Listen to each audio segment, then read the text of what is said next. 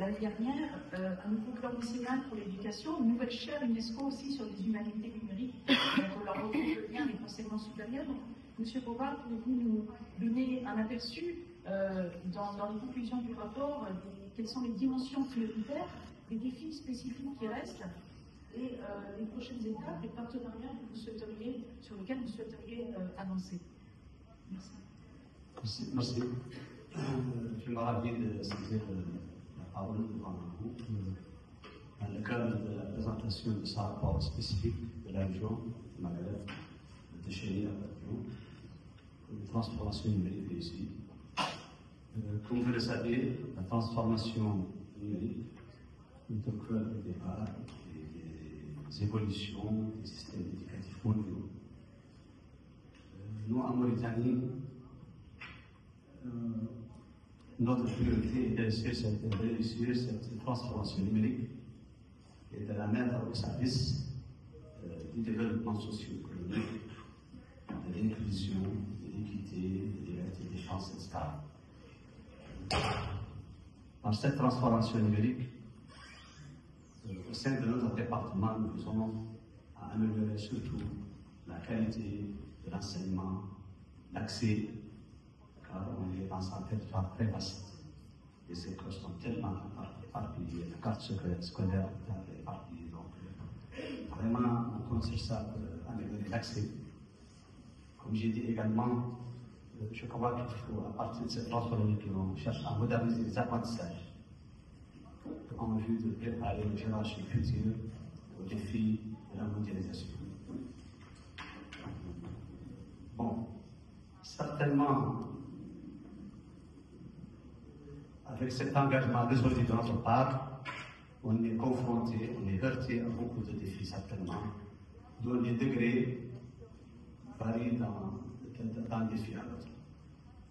Nous pourrions citer parmi ces défis spécifiques un défi essentiel qui concerne les infrastructures et la connectivité dont tout le monde est unanime là-dessus.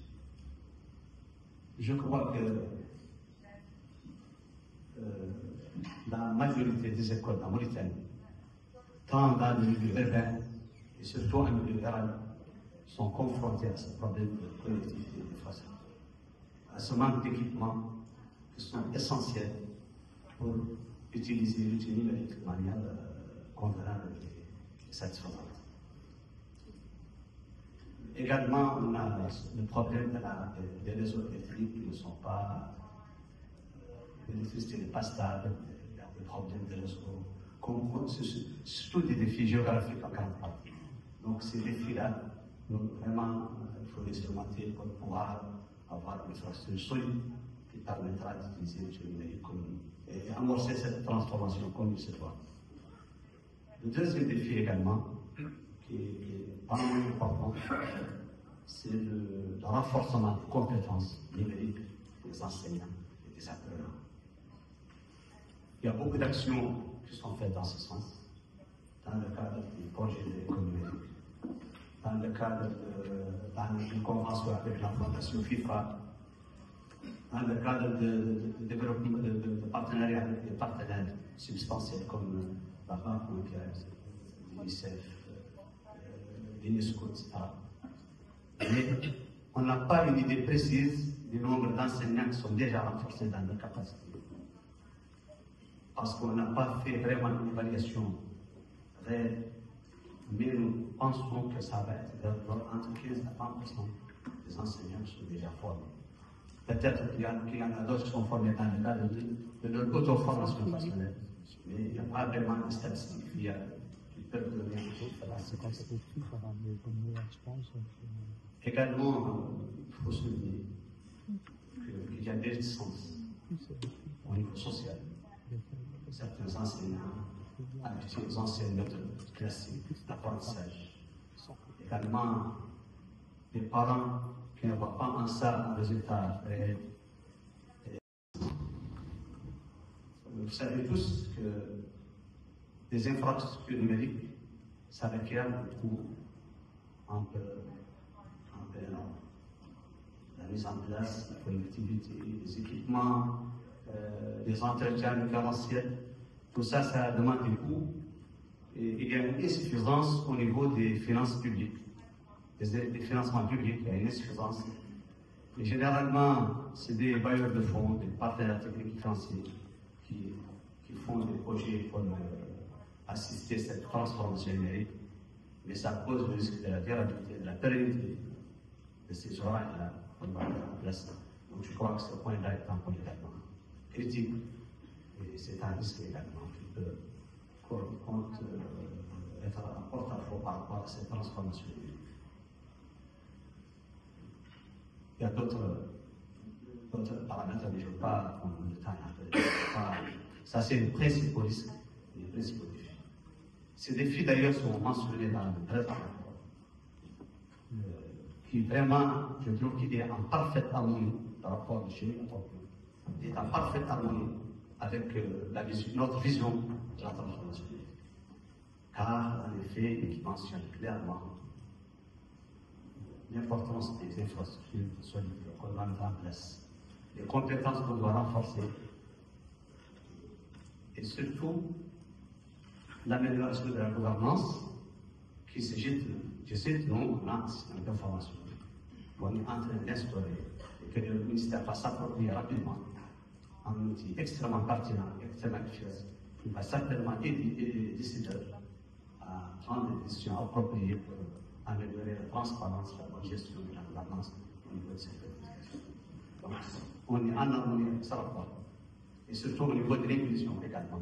L'approche inclusive, c'est important pour nous, car d'ailleurs, elle représente un axe important de l'école républicaine que le département de l'enseignement intérieur d'histoire. Nous sommes à 3e, nous sommes à mi-parcours, donc c'est vraiment un axe important de notre projet d'école républicaine, et c'est le rapport nécessaire. Donc je trouve que ce rapport-là, vraiment, il cadre parfaitement avec notre vision de la transformation numérique. Bon, ces défis pour les surmonter, le département a pris certaines mesures, certaines actions concrètes qui sont en cours. Il compte en prendre d'autres. Et il compte beaucoup sur des partenaires techniques et financiers pour l'aider, pour booster son intervention dans cet objectif, dans cette démarche. Je crois que la première action qui est en cours, c'est l'élaboration d'une feuille de route pour l'intégration numérique dans le système éducatif politique. Cette feuille de route a été l'objet d'un atelier en janvier 2025 et en préparation. Ces contours sont déjà fixés, définis. Il y a des experts qui travaillent sur ça. Doit mettre en place la démarche à suivre au niveau des infrastructures, le renforcement des compétences, le cadre juridique et légal qui doit cadrer toute cette action, les risques encourus, tout ça, donc c'est une feuille de route, c'est laquelle on est en train de la préparer pour vraiment baliser la route devant notre action future. La deuxième action, c'est au niveau de notre collaboration étroite avec le ministère de la numérisation, de la transformation numérique, de l'innovation et de la modération de l'administration. Nous collaborons avec ce ministère de manière étroite, de manière fructueuse. Il nous aide actuellement dans la performance du CRH, le système d'information. C'est un système global qui va gérer le secteur de l'éducation dans tous ses aspects. Il gère les données au niveau des établissements. L'information remonte du bas jusqu'à le haut. Il va gérer les affectations, l'allocation des ressources, les stocks, tout ça. Donc c'est vraiment la gestion de la carrière. Donc c'est un système qui doit normalement aider à être transparent au niveau du secteur et à donner à tous nos partenaires des données actualisées. Ce qui n'a pas été le cas. Ça c'est un. Ils vont nous aider également le ministère de la transformation numérique dans le cadre de la connectivité des établissements publics, la connectivité au réseau Internet. Donc certainement il y a beaucoup de travail à faire, mais quand même on est là-dessus. Donc rapidement, c'est ça. Un point important, les financements extérieurs. nous espérons beaucoup avoir des partenariats innovants, de sorte de cadres classiques qui peuvent permettre au secteur d'amorcer cette transformation. Et là, je lance un appel à tous les collègues qui sont peut-être ici, de nous contacter, de voir dans quelle mesure